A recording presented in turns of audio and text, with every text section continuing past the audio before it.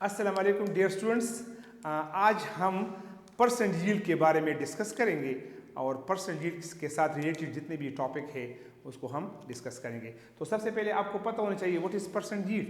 तो percent yield basically it is a ratio. Percent yield ये basically ratio है actual yield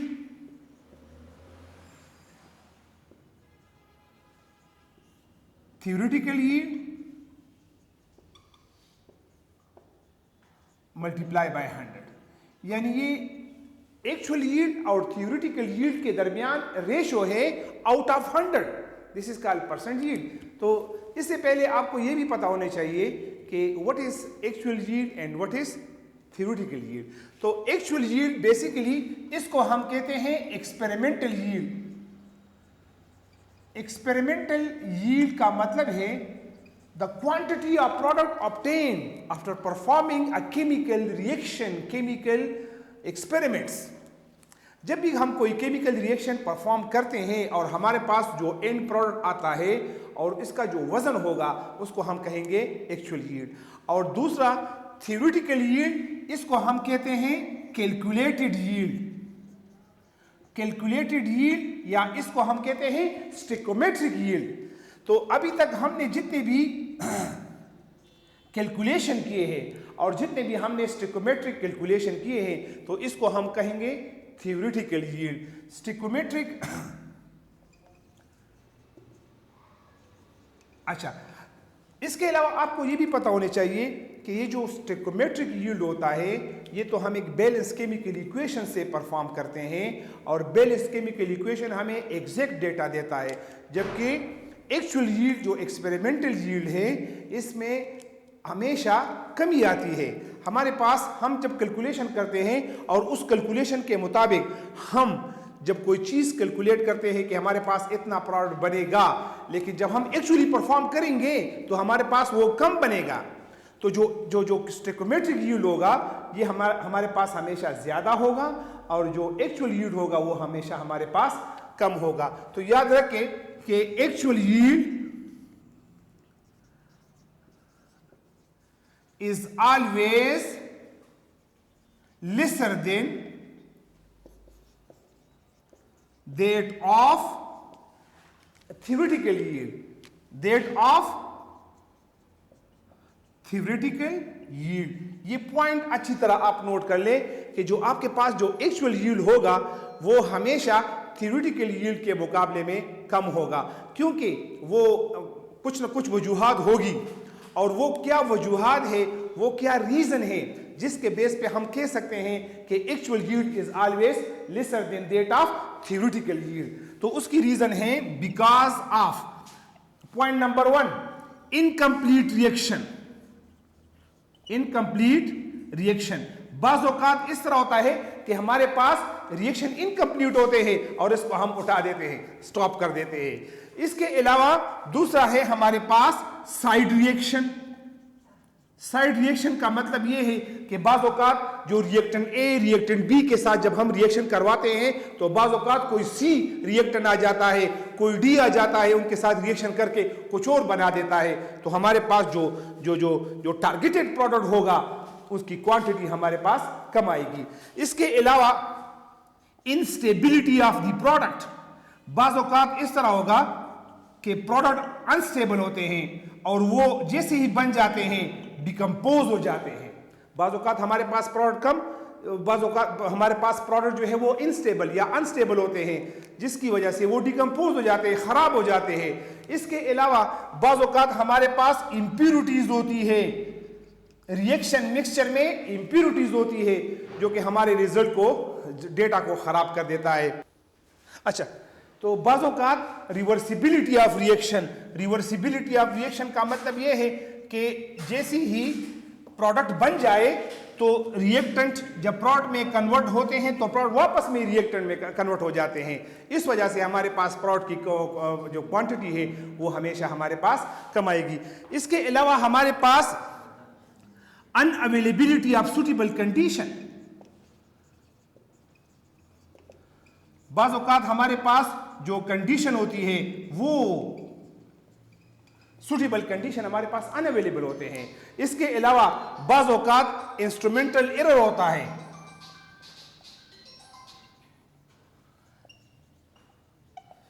instrument में बाज़ औक़ात एरर आ जाता है। तो इन सब की वजह से हमारे पास एक्चुअल यील्ड हमेशा कम आएगा। तो याद रखें कि actual yield is always lesser than that of theoretical yield. It is because of incomplete reaction, it is because of side reaction, it is because instability of the product, impurities, presence of the impurities in a reaction mixture।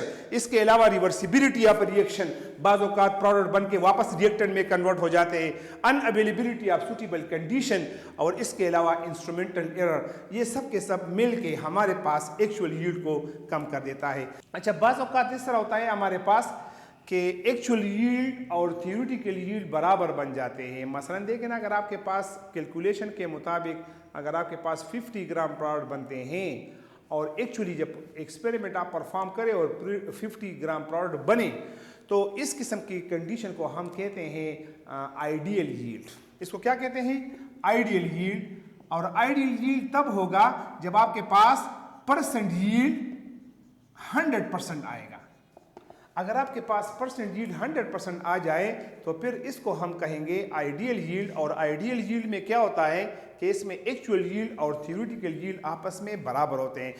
अच्छा, एक छोटा सा numerical मैं आपको इस सिलसिले में करवाऊंगा, और आप ज़रा इसको देखें ज़रा कि मैं कैसे थ्योरेटिकल यील्ड मालूम करूंगा और एक्चुअल यील्ड और इसके साथ साथ परसेंट यील्ड। तो अगर आपके पास hydrogen gas plus oxygen gas मिल के वाटर बनाते हैं ना, ये आपके पास एक बैलेंस केमिकल इक्वेशन है। सपोज आपके पास 12 ग्राम हाइड्रोजन है और आपके पास 64 ग्राम ऑक्सीजन है, और ये 12 gram hydrogen plus 64 gram oxygen के साथ मिलके आपके पास 40 ग्राम वाटर बना रहा है। तो इसका मतलब ये है कि ये 40 ग्राम वाटर जो मैंने क्वेश्चन में आपको दिया है, याद रखिए it should be actual yield.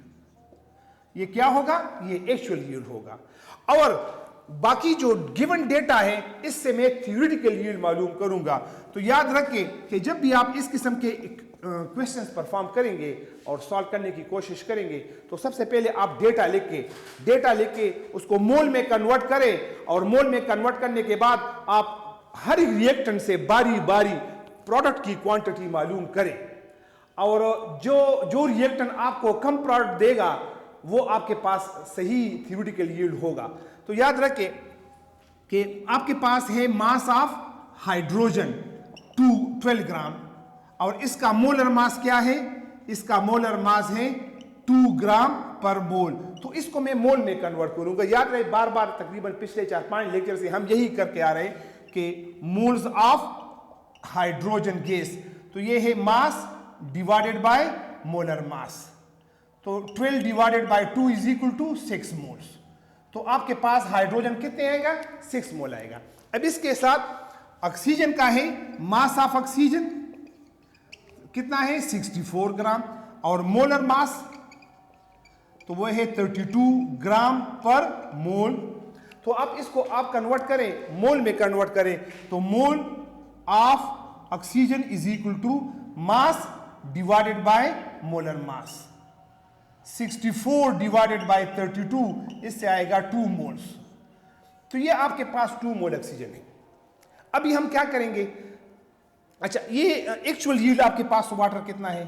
Actual yield is equal to 40 gram, और आप लोग क्या मालूम करेंगे? Percent yield. ये क्वेश्चन में आपसे पूछा गया है कि आपके पास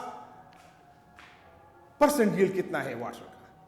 आपसे थ्योरेटिकल यील्ड तो पूछा नहीं है, लेकिन आप थ्योरेटिकल यील्ड पहले मालूम करेंगे।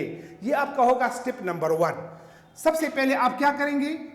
आप थ्योरेटिकल यील्ड मालूम करेंगे। तो थ्योरेटिकल यील्ड ऑफ वाटर, तो सबसे पहले आप क्या करेंगे कि पहले आप वाटर हाइड्रोजन से मालूम करेंगे कि इतने हाइड्रोजन कितना वाटर बनाएगा, फिर ऑक्सीजन से मालूम करेंगे। तो सबसे पहले हम क्या करेंगे? From hydrogen. तो आप देखिए जरा, moles of hydrogen ratio moles of water. तो अब यहां पे देखें कि 2 मोल्स आपके पास हाइड्रोजन है, तो आपके पास 2 मोल वाटर बनेगा, तो 2:2। अगर आपके पास हाइड्रोजन 6 मोल है तो कितना बनेगा? 6:x। क्रॉस मल्टीप्लाई करें, x2 is equal to 2 multiply by 6, x is equal to 12 divided by 2। आपके पास 6 मोल्स वाटर बनेगा। ये किसके मुताबिक? ये हाइड्रोजन के मुताबिक। अभी हम ऑक्सीजन से मालूम करेंगे कि ऑक्सीजन कितना वाटर हमें देगा। तो फ्रॉम ऑक्सीजन, तो आप देखेंगे moles of oxygen ratio moles of water.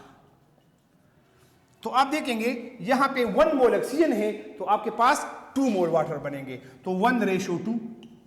आपके पास ऑक्सीजन कितना है? 2 मोल्स है, तो 2:x। क्रॉस मल्टीप्लाई करें तो आपके पास क्या बनेगा? x1 multiply by 2 is equal to 2 multiply by 2, x is equal to 4 moles of water. अब मुझे ये बताओ कि आपके पास हाइड्रोजन के मुताबिक 6 मोल वाटर बनेगा और ऑक्सीजन के मुताबिक आपके पास 4 मोल, तो आपके पास लिमिटिंग रिएजेंट कौन सा है? तो लिमिटिंग रिएजेंट इज ऑक्सीजन। क्यों? क्योंकि इसने कम वाटर बनाया। और आपको पता होना चाहिए कि लिमिटिंग रिएजेंट हमेशा वो रिएजेंट होता है जो आपके पास कम से कम प्रोडक्ट दे दे, और आपके पास इस वक्त जो कम प्रोडक्ट दिया है वो किसने दिया है? वो ऑक्सीजन ने दिया है। तो आपके पास ये 4 मोल सही है और ये 6 मोल आपके पास गलत है, ठीक है ना? तो फिर आपके पास है moles of water 4। Mass of water कितना बनेगा? मास ऑफ वाटर, तो मोल इंटू मोलर मास। अच्छा, तो आपके पास मोल्स ऑफ वाटर कितना बनेगा? 4 और इसका मोलर मास कितना है? 18। तो ये आपके पास है 72 ग्राम आपके पास वाटर बना। आपके पास वाटर 72 ग्राम बना, ये थ्योरेटिकल यील्ड है। और अभी आप क्या मालूम करेंगे? Percent yield. तो आप देखें कि आपके पास इस वक्त एक्चुअल यील्ड कितना है? Actual yield of water 40 gram, और आपके पास थ्योरेटिकल यील्ड कितना है? थ्योरेटिकल यील्ड ऑफ वाटर वो है 72 ग्राम। और आपने क्या मालूम करना है? Percent yield. तो percent yield of water is equal to how much? तो percent yield is equal to actual yield divided by theoretical yield multiply by 100। 40 divided by 72 multiply by 100। जो आपके पास जवाब आएगा that will be the percent yield of water, and that's a very simple question. You can easily calculate the percent yield, actual yield and theoretical yield by using this equation and this methodology. Okay, good luck. Thank you. See you next time. Inshallah. Khuda Hafiz.